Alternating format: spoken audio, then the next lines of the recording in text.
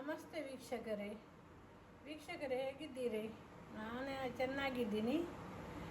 ಇವತ್ತು ನಾನು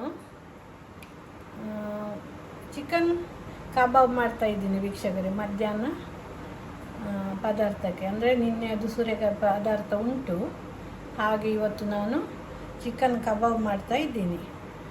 ಮತ್ತು ಇವತ್ತು ನಾನು ಗಂಜಿ ಮಾಡ್ತಾಯಿದ್ದೀನಿ, ಅನ್ನ ಮಾಡೋದಿಲ್ಲ, ಗಂಜಿ ಮಾಡ್ತಾಯಿದ್ದೀನಿ. ನೋಡಿ, ಚಿಕನನ್ನು ನಾನು ಮಸಾಲದಲ್ಲಿ ಬೆರೆಸಿ ಇಟ್ಟಿದ್ದೀನಿ. ಇದಕ್ಕೆ ನಾನು ಮೆಣಸೆ ಪುಡಿ ಮತ್ತು ಕಾರ್ನ್ಫ್ಲವರ್ ಅಂದರೆ ಜೋಳ ಪುಡಿ ಮತ್ತು ಅರಸಿನ ಮತ್ತು 2 ಮೊಟ್ಟೆಯ ಬಿಳಿ ದ್ರವ ಹಾಕಿದ್ದೀನಿ. ಮತ್ತು ಉಪ್ಪು ಹಾಕಿದ್ದೀನಿ.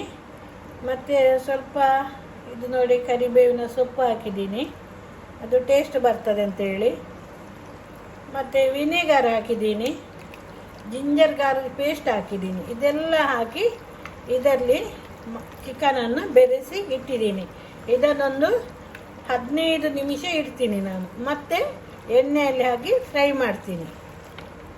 ಹಾಗೆ ಇಟ್ಟರೆ ಅದರ ಮಸಾಲ ಎಲ್ಲ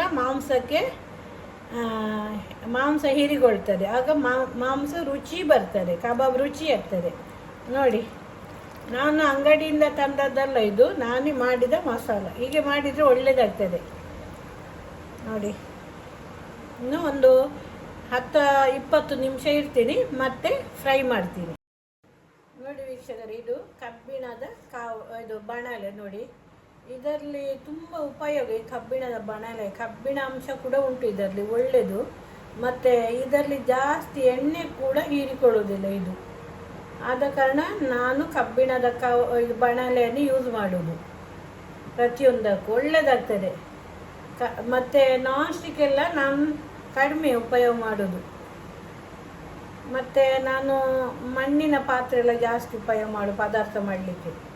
ಅದೆಲ್ಲ ತುಂಬ ಒಳ್ಳೆಯದು. ನೋಡಿ, ಈಗ ಇದು ಕಬ್ಬಿಣದ ಕಾವಲಿ. ಇದಕ್ಕೆ ನಾನೀಗ ಎಣ್ಣೆ ಹಾಕ್ತೇನೆ, ಮತ್ತು ಕುದಿದ ನಂತರ ಫ್ರೈ ಮಾಡ್ತೇನೆ, ಕಬಾಬ್ ಮಾಡ್ತೇನೆ.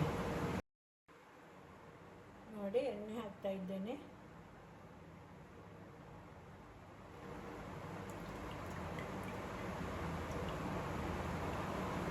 ಇದು ತೆಂಗಿನ ಎಣ್ಣೆ ವೀಕ್ಷಕರೇ, ನಾನು ತೆಂಗಿನ ಎಣ್ಣೆಯಲ್ಲೇ ಮಾಡೋದು. ನಮಗೆ ಉಂಟು ತೆಂಗಿನಕಾಯಿ ಎಲ್ಲ ಉಂಟು, ಹಾಗೆ ನಾವು ಕೊಬ್ಬರಿಯನ್ನು ಗಾನಕ್ಕೆ ಕೊಟ್ಟು ಎಣ್ಣೆ ಮಾಡಿಸುವುದು. ನೋಡಿ ನೋಡಿ ವೀಕ್ಷಕರೇ, ಚಿಕನನ್ನು ಹಾಕ್ತೇನೆ ಈಗ ನಾನು.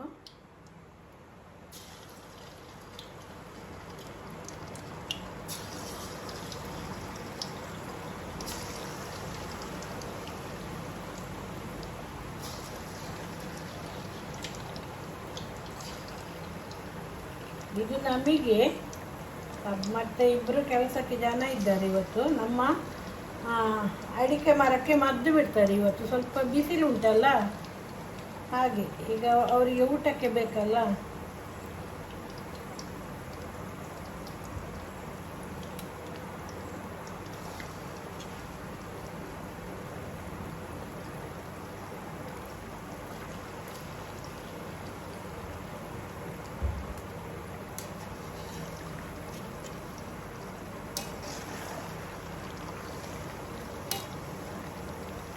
ಒಂದು 20 ನಿಮಿಷ ಇಟ್ಟಿದ್ದೇನೆ, ನಂತರ ನಾನು ಇದಕ್ಕೆ ಹಾಕ್ತೀನಿ.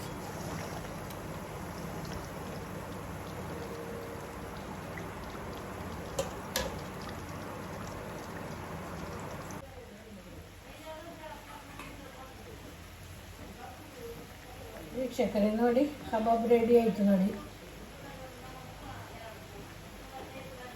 ಇದು ನಮಗೆ ಆದ ಕಾರಣ ಎಲ್ಲ ಹಾಕಿದ್ದೇನೆ ನಾನು. ಇದು ಮೊಟ್ಟೆ, ಇದು ಅದರ ಎಂಥದ್ದು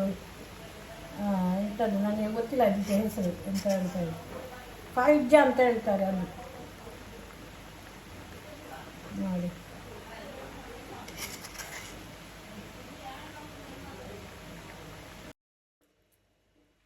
ವೀಕ್ಷಕರೇ, ಕಬಾಬ್ ರೆಡಿ ಆಯಿತು ನೋಡಿ.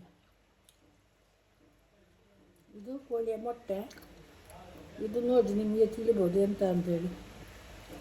ಇದನ್ನು ನೋಡಿ, ಇದನ್ನು ಕೂಡ ಎಣ್ಣೆಯಲ್ಲಿ ಹಾಕಿದ್ದು ನಾನು. ಒಳ್ಳೆಯದಾಗಿದೆ, ಸೂಪರ್. ಥ್ಯಾಂಕ್ ಯು ವೀಕ್ಷಕರೇ, ವಿಡಿಯೋ ನೋಡಲಿಕ್ಕೆ ಧನ್ಯವಾದಗಳು.